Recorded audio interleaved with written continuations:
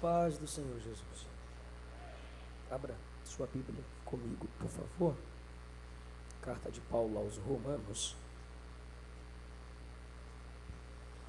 Carta de Paulo aos Romanos, no capítulo de número 8.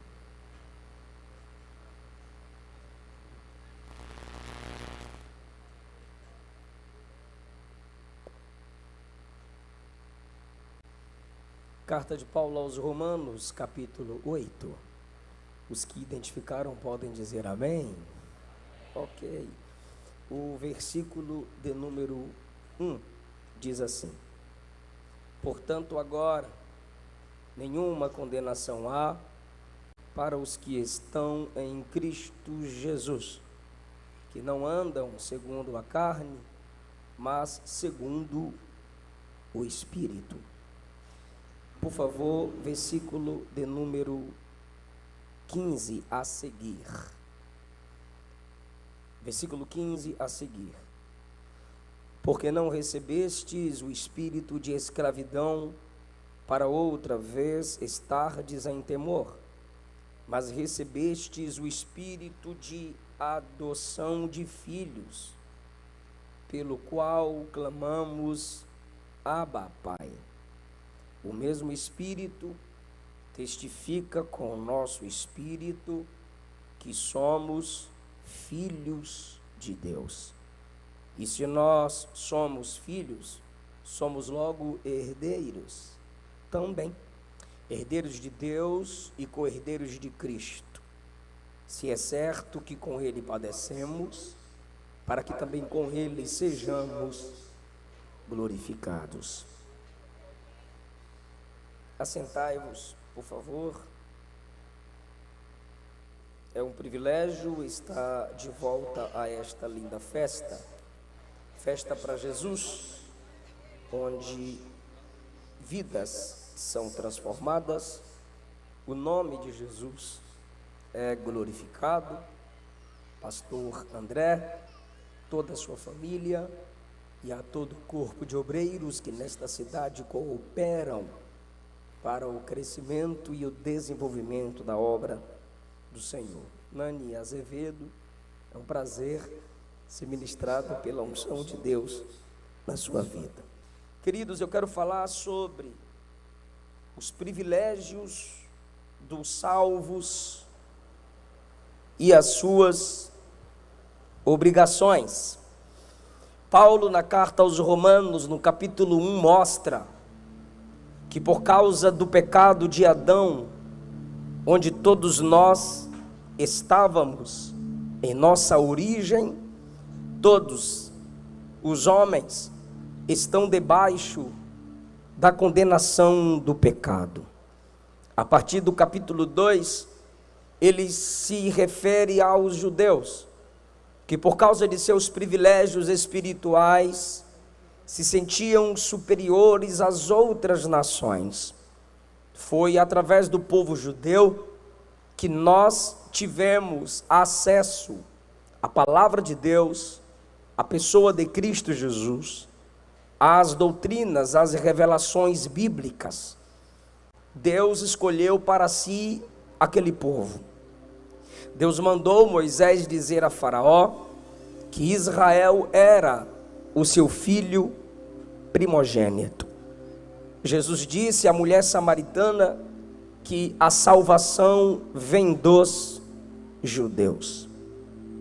E Paulo diz na carta aos Romanos, no capítulo 2, a partir do capítulo 2, que não é pelo privilégio de serem judeus que aquela nação ou aqueles homens poderiam se orgulhar sobre os outros, porque como seres humanos que são também caídos, natureza humana caída, inimiga de Deus e dependentes da graça. Capítulo 3 da carta aos Romanos, Paulo ensina que o pecado atingiu toda a humanidade. Não há ninguém que sinceramente faça o bem. Não há ninguém que sinceramente busque a Deus. Todos pecaram, todos potencialmente pecaram e destituídos estão da glória de Deus. Eles se orgulhavam de serem descendentes de Abraão, e como João fez em Mateus capítulo 3, eles, os judeus, como João fez em Mateus capítulo 3, Paulo faz em Romanos capítulo 4. Paulo prova que Abraão foi salvo pela fé na graça do Senhor, confiando na misericórdia do Senhor e não nas suas obras. Nos capítulos 5 e 6, Paulo mostra que o poder da graça em nós não é para nos liberar a pecar, é para nos libertar do pecado. Na conclusão do 5, que é no 6, ele diz que nós não podemos viver na prática do pecado para que a graça se torne mais abundante, porque o trabalhar da graça em nós não é a liberdade para se viver na prática daquilo que ofende a Deus. O efeito da graça em nós é a capacitação divina para que vençamos o mundo, a carne que é nossa natureza humana, nossos desejos descontrolados, e vençamos também o diabo. Depois de tratar que toda a humanidade de modo externo, toda a criação, todos os judeus estão caídos em pecados em sua própria natureza, e isso os faz dependentes de Deus. No capítulo 7, Paulo se inclui e individualmente ele mostra o poder e o efeito da natureza humana que é caída e inimiga de Deus nele mesmo. No capítulo 7 ele usa expressões pesadas para si mesmo. Ele diz que aquilo que ele quer fazer não faz, o que não quer fazer faz, pois há uma lei dentro dele, que são os desejos internos, que luta contra aquilo que ele sabe que é certo, e deseja tudo aquilo que Paulo sabe que é errado, ao ponto de Paulo lamentar sozinho e dizer: miserável homem que sou, quem me livrará do corpo desta morte, ou deste corpo morto, deste corpo frágil, que a única vida que tem é do corpo, em seus sentimentos, fraquezas e desejos. Quem me livrará dessa condição? É Paulo acusando a si mesmo, é Paulo sabendo que em si mesmo não há escape para o pecado, como disse Davi no Salmo 51, que está sempre diante de nós. Paulo, humanamente falando, não vê escape, como diz o escritor aos Hebreus, no capítulo 12, do pecado que tão de perto nos rodeia. Mas o capítulo 8 é o bálsamo divino sobre o salvo. O capítulo 8 é a luz de Deus sobre as trevas da fragilidade humana. Por isso Paulo começa o capítulo 8 dizendo: portanto, nenhuma condenação há para os que estão em Cristo Jesus. Ele diz desde o capítulo 1, eu disse a vocês, que toda a criação está debaixo do juízo de Deus. Ele diz a partir do capítulo 2 ao 4 que todo judeu que confia na própria carne, na própria tradição, está debaixo do juízo de Deus. Ele diz nos capítulos 4 e 5, se Abraão não dependesse da fé, também estaria condenado. Ele diz no capítulo 6, que se o pecado reina sobre o homem, esse homem, e quando eu digo homem, estou falando humanidade, está condenado. Ele diz no capítulo 7, que ele se sente debaixo das acusações que sua própria mente faz, porque ele conhece a lei de Deus. Mas no capítulo 8, ele mostra que existe um escape, e o escape da condenação de Deus, da fúria de Deus, da ira de Deus contra os pecados da humanidade, é Cristo Jesus. No capítulo 7, Paulo toma o lamento do pecado para si mesmo, mas o consolo da justificação que se encontra em Cristo, ele transfere para todos os santos. Nenhuma condenação há para os que estão em Cristo Jesus. Quando ele vai lamentar, ele fala sobre suas fraquezas, mas quando ele vai agradecer pelo efeito da salvação, ele fala sobre a justiça de Cristo sobre todos os santos. Perceba também, à guisa de introdução, que Paulo não diz que não existe acusação contra nós. Existe sim acusações contra nós. Nós nos acusamos, a nossa consciência nos acusa, as pessoas nos acusam. Ao lermos as Escrituras, ela nos acusa. Como conversávamos hoje com o pastor André, as Escrituras são perfeitas, nós somos imperfeitos. Isso saiu da própria boca dele. Não há nenhuma possibilidade de meditarmos nas Escrituras e não sermos por ela confrontados. Esse é um dos motivos pelo qual Tiago compara a Bíblia com o espelho, porque o espelho é sincero. O espelho sempre te mostra onde você deve melhorar, o que precisa ser ajustado. Então, Paulo não diz no capítulo 8 que não há acusação. Há sim acusações. Nossa consciência nos acusa, nosso coração nos acusa, o diabo nos acusa, as pessoas nos acusam. O que Paulo diz é que não há condenação. Podem apontar e me acusar dos meus erros, mas decretar que estou perdido eternamente, não, pois eu, a igreja, estamos naquele em quem não há nenhuma condenação. A acusação existe, mas está eliminada. A denúncia é anulada por causa do sacrifício de Cristo na cruz do Calvário. Terceiro ponto é que Paulo também não disse que a gente não merece condenação. O primeiro é que ele não toma o lamento para nós, ele lamenta por ele, mas para nós ele transfere ou canta com a gente o cântico da redenção.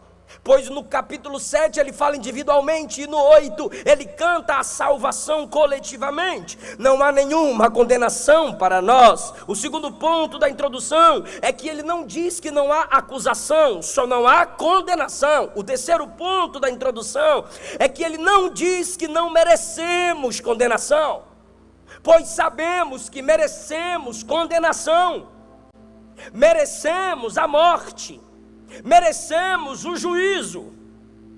Ninguém aqui é salvo porque é bonzinho.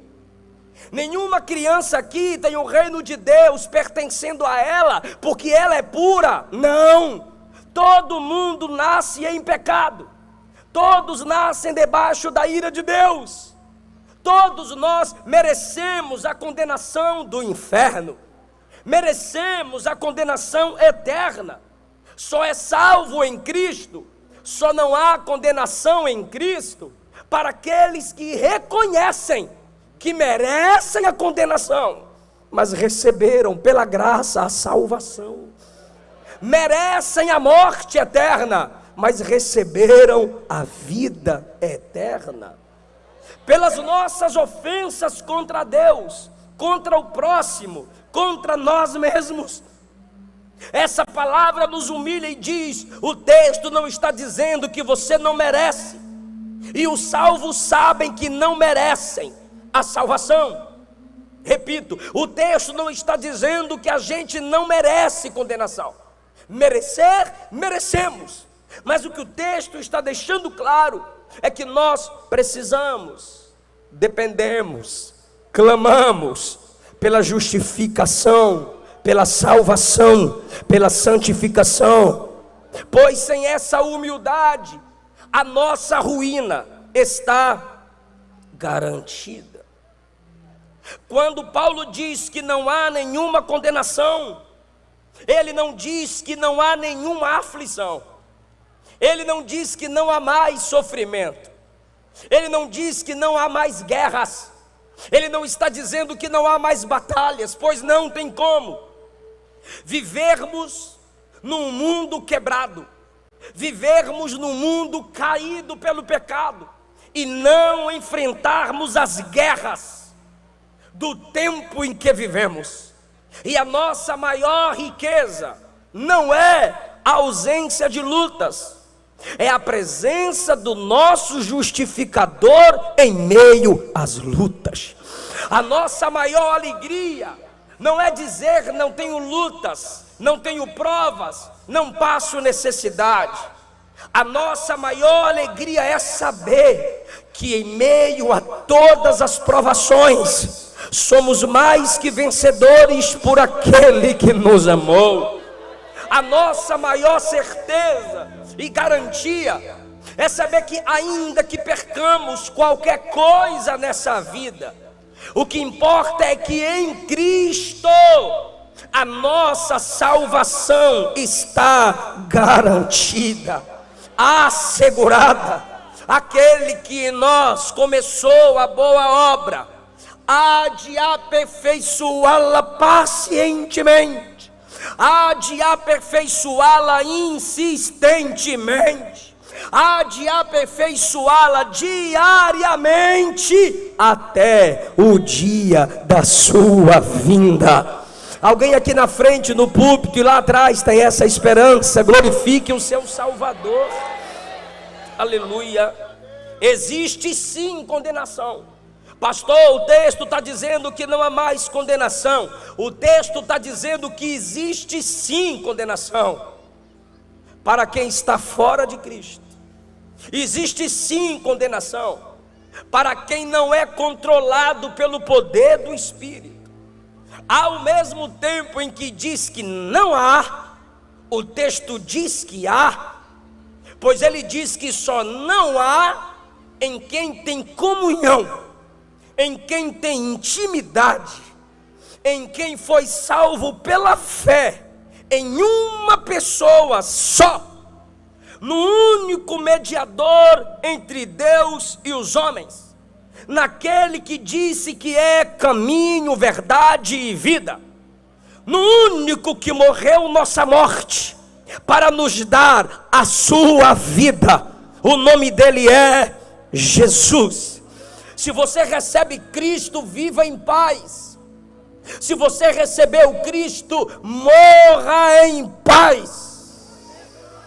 Se você não tem Cristo, você tem uma falsa paz. Se você não tem Cristo, você não pode morrer em paz. Osés de Paula canta: viva com Deus, agora e aqui, e não tenhas medo de um dia partir. Agora, quais são os privilégios do salvo? O primeiro privilégio do salvo é esse: não há condenação para ele, porque o Espírito Santo o domina. O versículo 1 diz: não há condenação para aqueles que não vivem na carne. Quando Paulo usa a expressão carne, ele está falando nossa natureza humana caída, nossa natureza que pende, que deseja, que se inclina para as coisas dessa terra e para nós mesmos. Não há condenação para os que vivem segundo o Espírito. A linguagem mais fácil a se apresentar é como se o Espírito fosse à frente, como se o Espírito Santo fosse na frente e nós fôssemos atrás, seguindo a sua direção. Versículo 2: porque a lei do Espírito de vida em Cristo me livrou da lei do pecado e da morte. Perceba, em primeiro lugar, versículo 1, não ser guiado pela carne, natureza humana e caída, seus desejos, mas ser guiado pelo Espírito. Versículo 2, ele diz: a lei do Espírito nos livrou da lei do pecado, da lei da morte. Há uma regrinha dentro de nós que sustenta-nos em nossos vícios, que sustenta-nos em nossa pecaminosidade. Quando você diz eu não consigo, eu tento, mas eu não consigo, ou talvez você nem tente porque já é natural. É quando alguém olha e diz ela é assim mesmo, ele é assim mesmo, e nunca vai mudar. Por quê? Porque está debaixo de uma lei interna, como se você não conseguisse quebrar tal lei, e não consegue mesmo não. Só que tem essa lei do pecado, tem essa lei na natureza humana. E ele diz: a lei do Espírito me livrou da lei do pecado e da morte. Ou seja, não há condenação para aqueles que mudaram de lei. O que é ser salvo em Cristo Jesus, pastor? Trocar de Senhor. Mente para você o pregador que diz venha ser livre. Mente para você o pregador que diz venha que você não vai mais sofrer. É mentira do pregador que te deixa entender que não há mais lei, que não há mais regra, que não há mais domínio. Ser salvo é trocar de Senhor. Enquanto você vive nesse mundo, afastado do Evangelho, sem comunhão com o corpo de Cristo, que é a igreja, você está debaixo de um senhor chamado Satanás. O mundo jaz no maligno, o diabo é o príncipe desse mundo. Enquanto você está longe dos caminhos do Senhor, você está debaixo do pecado, você é dominado pelos seus instintos que vão te levar para a morte. Mas quando você se entrega a Cristo, quando você pelo Espírito é atraído para a salvação, agora você tem um novo Senhor, você tem uma nova lei, e essa lei é a lei do Espírito. A lei de Moisés exigia santidade, a lei do Espírito gera santidade. A lei do Antigo Testamento, da antiga aliança, era externa, escrita numa pedra. A lei, a regra, o mandamento da nova aliança é o poder do Espírito trabalhando internamente em nós. A partir da ação do Espírito em nós, a lei de Deus já não é mais cumprida por nós, mas é cumprida em nós, pelo Espírito de Cristo que habita em nós. A lei de Moisés mostrou ao homem quão pecador ele é.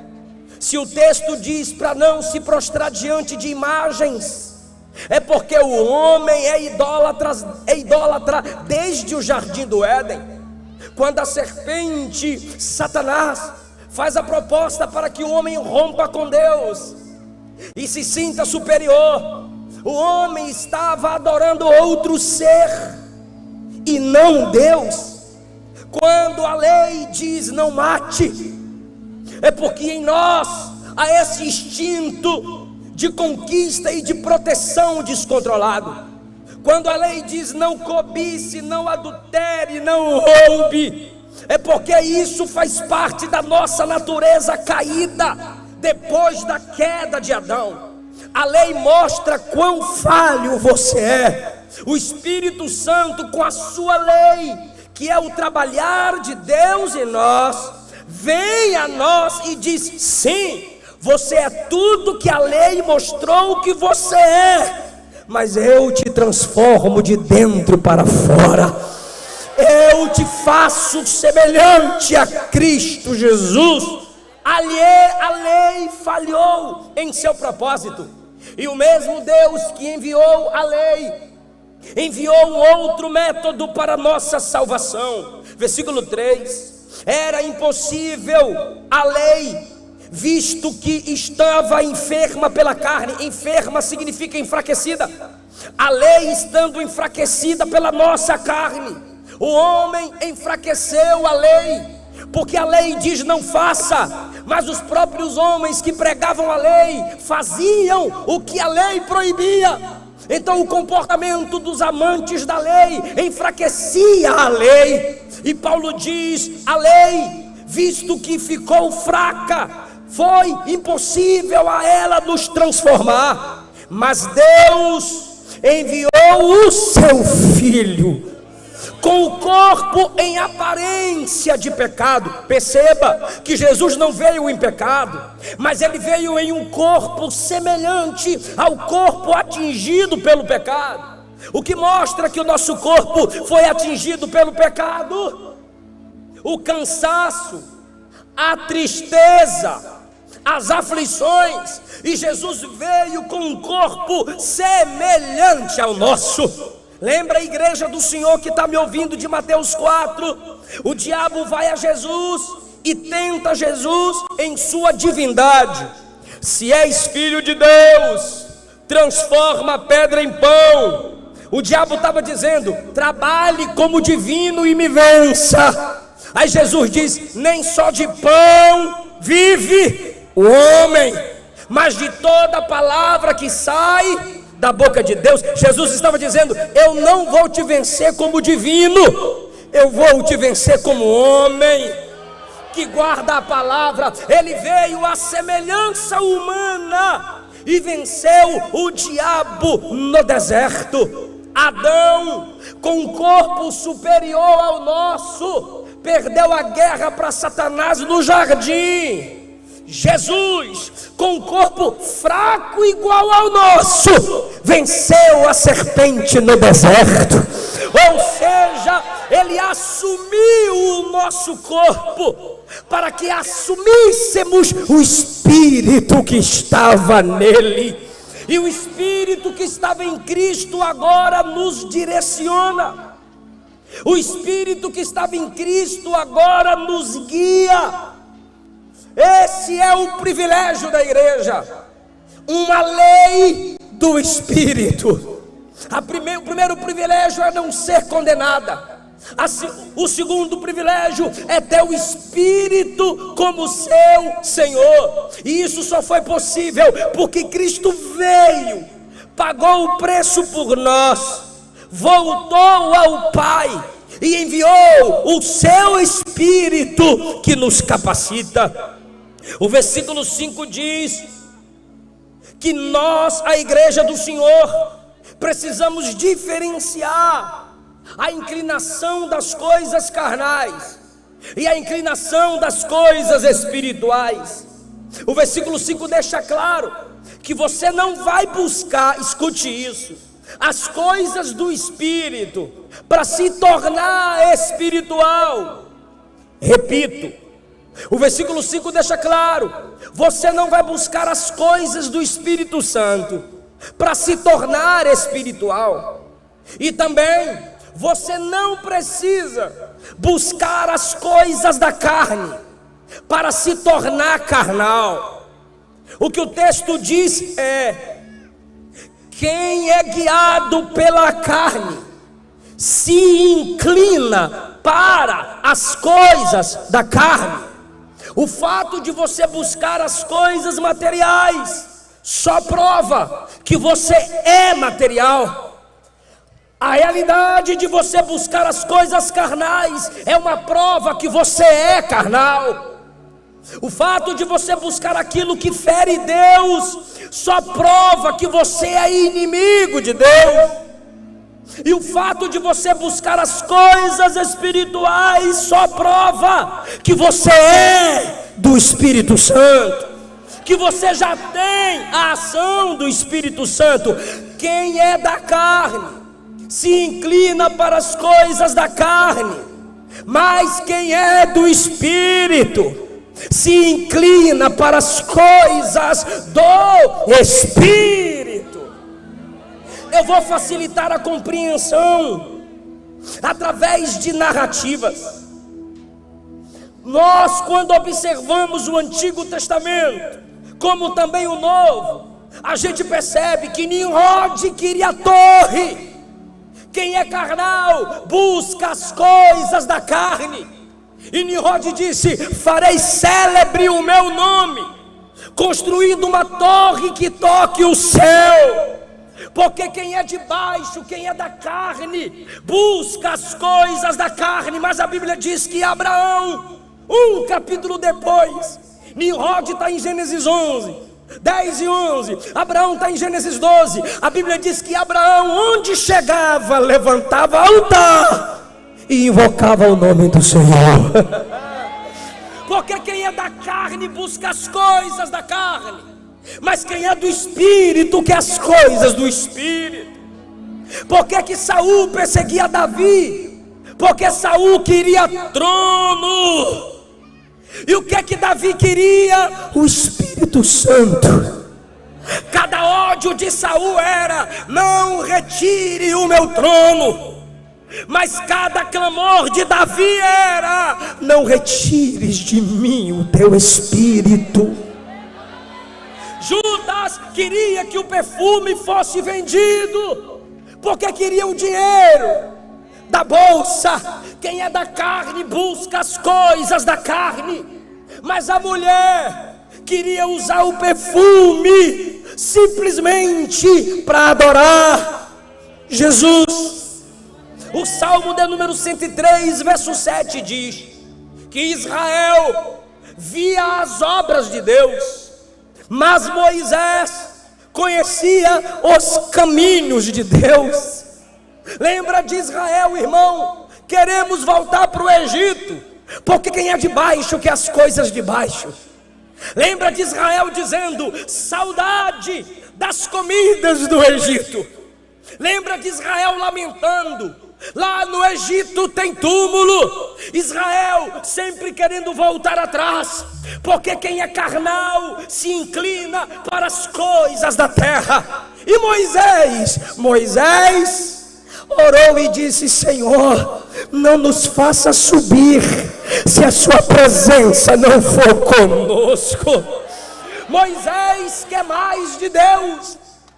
Alguns dentre nós usam esse espaço para passear, outros lancham além do limite, bebem água além do limite, estão aqui apenas porque não tem outro lugar para ir. Mas aqui tem um segundo grupo: estou aqui porque quero ouvir Deus, quero adorar a Deus, quero receber de Deus.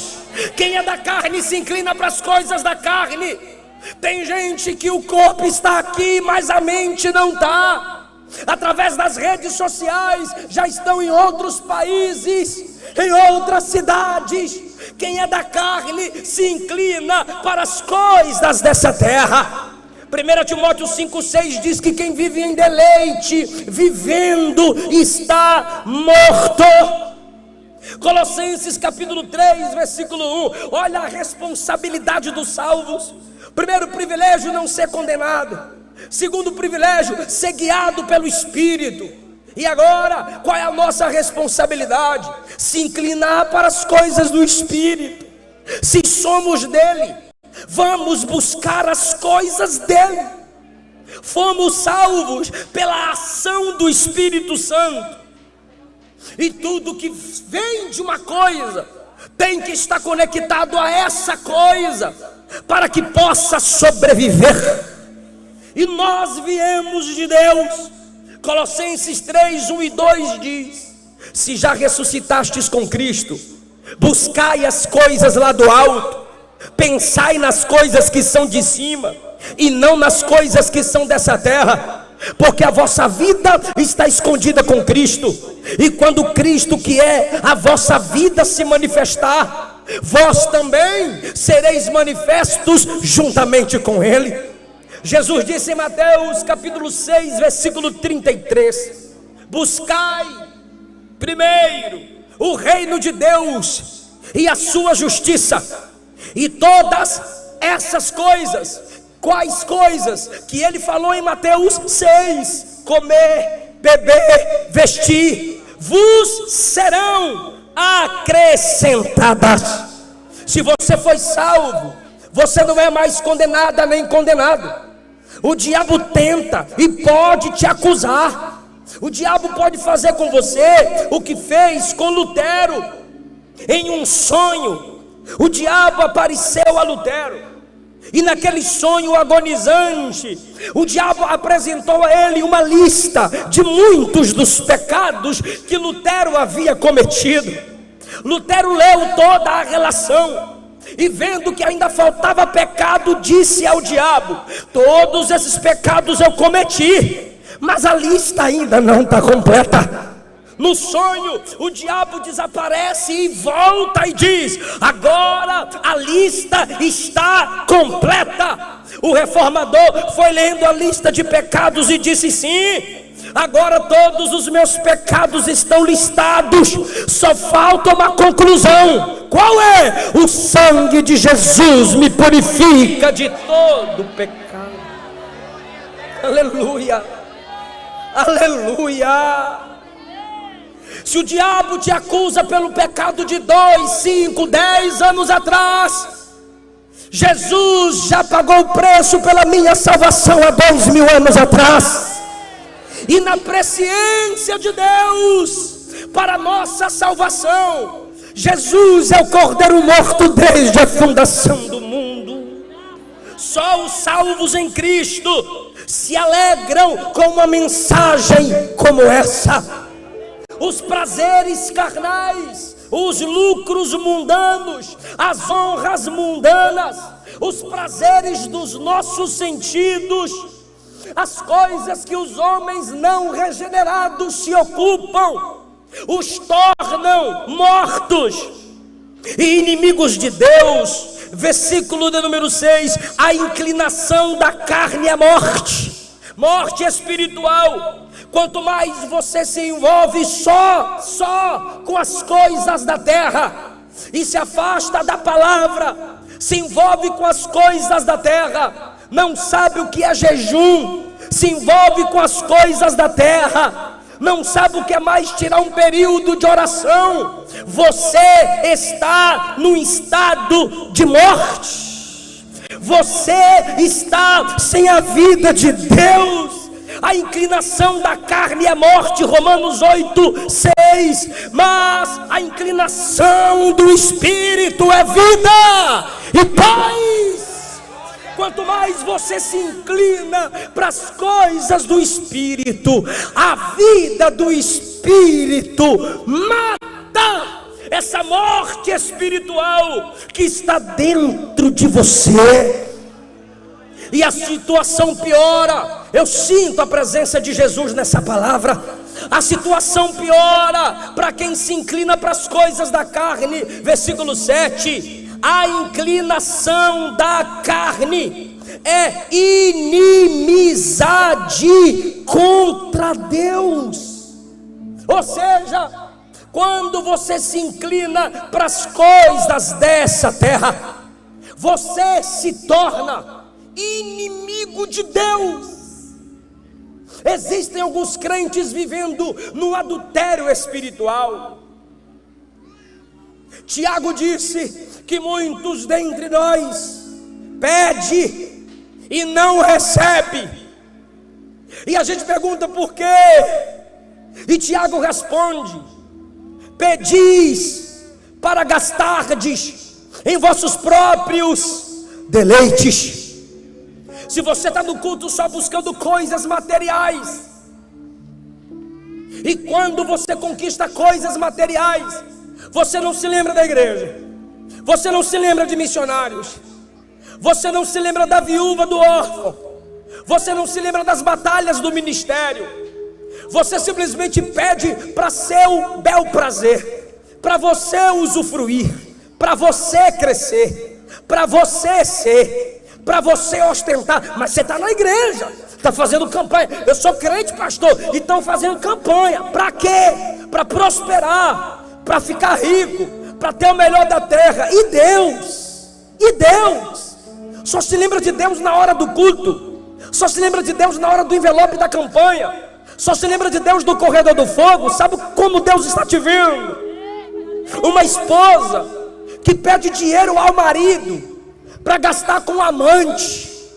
Se você está na igreja e só busca coisas materiais, mas não honra Deus com nada do seu material recebido, você é como uma esposa infiel que recebe do marido para gastar com o amante, que é o mundo. Recebo de Deus para ter os aplausos do mundo, recebo de Deus para fazer sucesso no mundo, falo o nome de Deus para ver se sou bem aceito no mundo. Infiéis, não sabeis que a amizade com o mundo vos torna inimigos de Deus.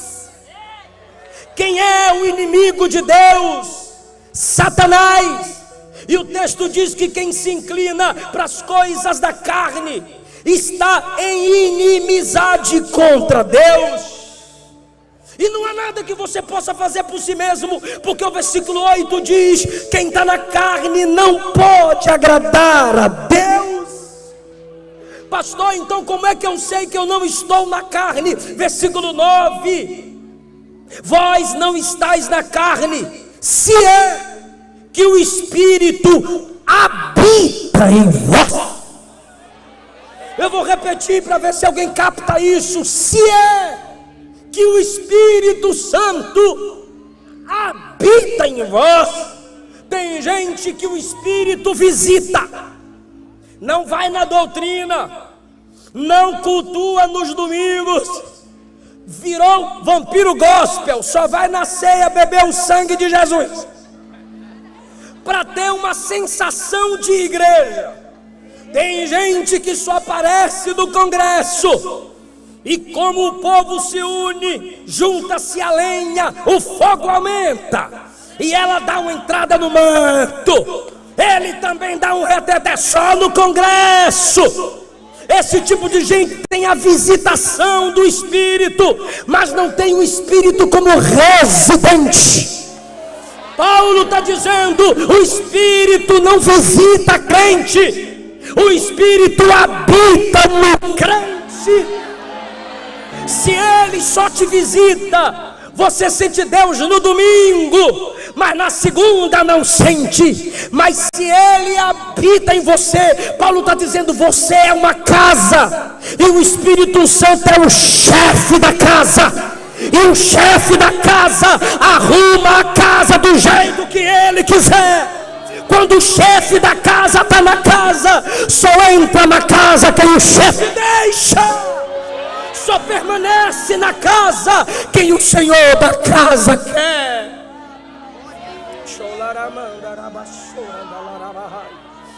A igreja é a habitação do Espírito Santo. E se você é amigo ouvinte da palavra, você moça, quer ser a habitação do Espírito, seja mais inteligente. E eu falo isso com amor, não é com ódio. Está me humilhando, pastor? Você humilha Deus todo dia, não pode ser humilhada num sermão de 50 minutos. Seja mais inteligente. Ao invés de falar: eu vou organizar a minha vida, depois Jesus entra. Não, seja mais inteligente. Jesus, está tudo bagunçado, entra o Espírito Santo e arruma do jeito que o Senhor quiser.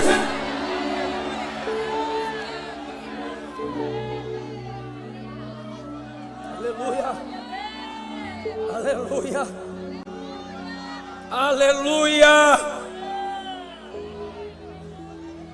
aleluia.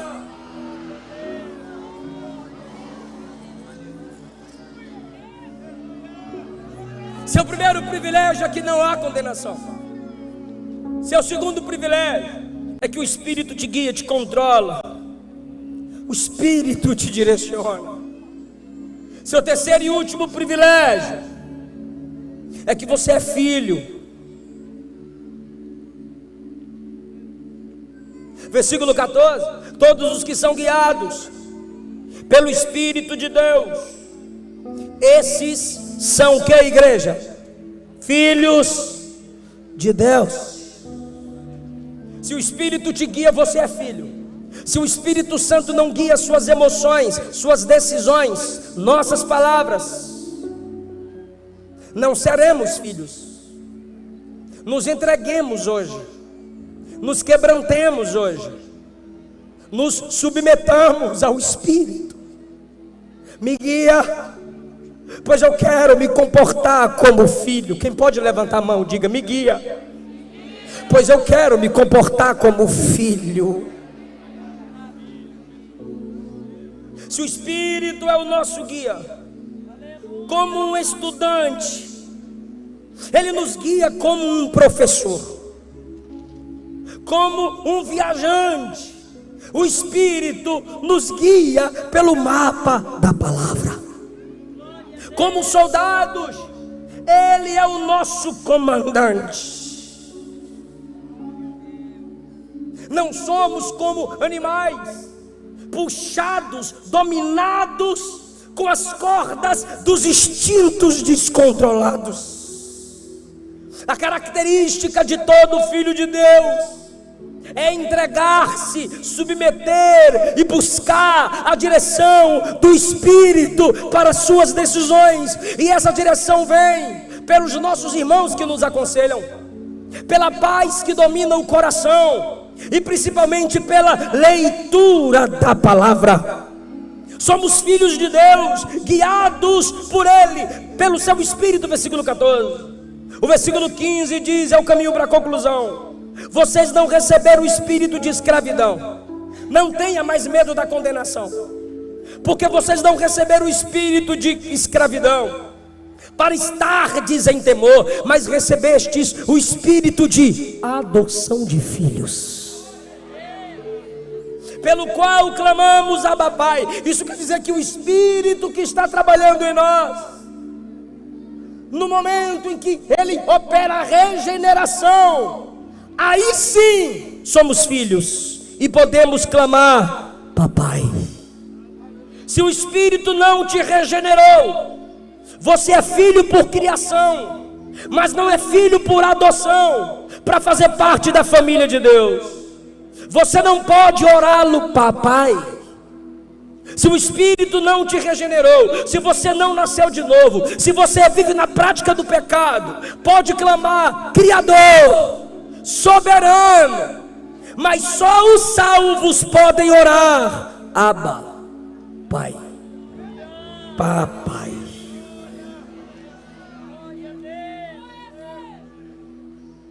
Um livro católico afirma: o maior engano dos protestantes é ter a certeza da salvação. Em um debate na Musical FM, um mormon disse ao pastor: eu não tenho certeza da minha salvação, mas quem é filho de Deus toma posse de Romanos 8,16. O mesmo Espírito testifica com o nosso espírito que somos filhos de Deus. O Espírito fala em nosso interior: você é filho, você é filha de Deus, você nasceu do céu, você nasceu de cima. E se nós somos filhos, logo somos herdeiros. Que coisa linda! Você foi adotado, você foi adotada espiritualmente falando. Deus tem um filho gerado nele mesmo. Deus tem um filho eterno, Jesus, Deus de Deus, o unigênito do Pai. E aqui está o Pai e o Filho à nossa espera. De repente chega a nós, caídos em nossos pecados, falhas e fraquezas. A gente chega conduzidos pelo Espírito para essa família que é a igreja. recebendo a adoção e o Filho legítimo, original, eterno, olha para nós, filhos adotados, e diz: entre, tudo que é meu é seu.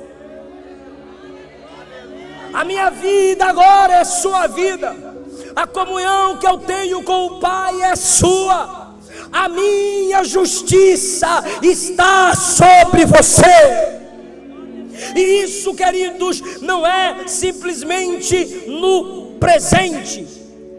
Se isso não te alegra, sinto muito, mas me empolga. No presente o texto diz agora.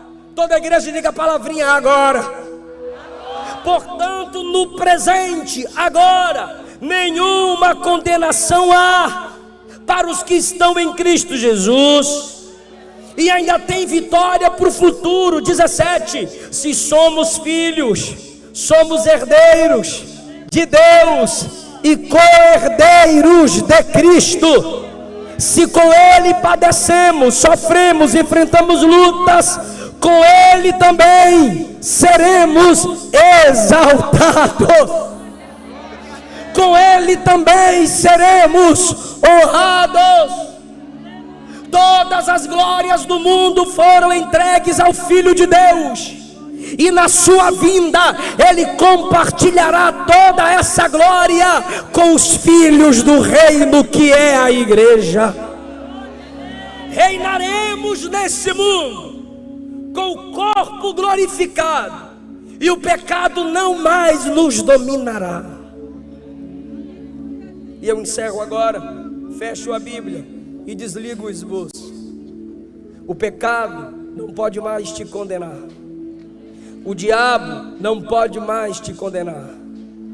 As pessoas podem te acusar. Tu é pior do que o que elas dizem.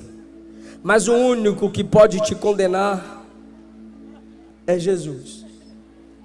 E assim podendo, Ele nos justifica pela graça dEle. Se o Espírito não habita em você, você não pode ser filha, não pode ser filho. Mas essa palavra te capacita a desejar ser filho de Deus para a salvação. Essa palavra é para gerar em você um desejo, uma abertura em sua alma, para receber de Cristo essa filiação e esta não condenação.